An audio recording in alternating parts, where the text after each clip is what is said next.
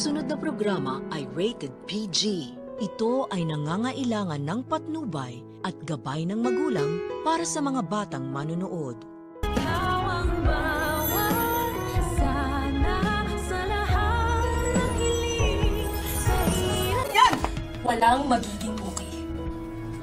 Supak. Ngayong alam na ni Justin ang plano ng kanyang amang si Eric kung paano nito mapapabagsak ang Apex ng madali na hindi sila nahahalata. At ito nga sa pamamagitan ng pagkuha ni Eric sa buong tiwala at loob nitong si Giselle ay gagawin ngayon ni Justin ang kanyang part na lalo siyang magwawala sa harap ng kanyang ina. Ito ay upang sa tuwing gagawin ito ni Justin ay lagi naman nandun si Eric upang ipagtanggol at kampihan si Giselle laban dito kay Justin. Nagawa-gawa lang naman talaga nila na kunwari pa nga ay mamamagitan si Eric at magiging tulay sa kanilang dalawa para makuha ni Giselle ang loob ng kanyang anak sa kabilang banda.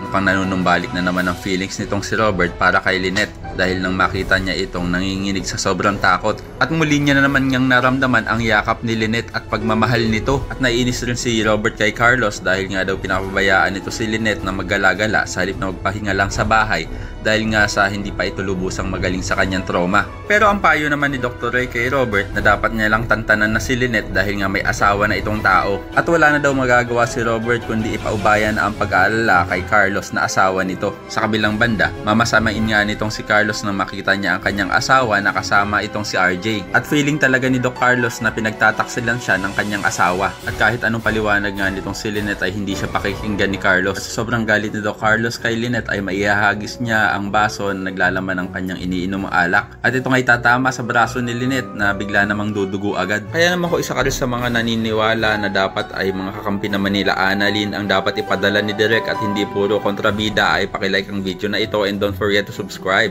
Thanks for watching and see you next time. Bye-bye.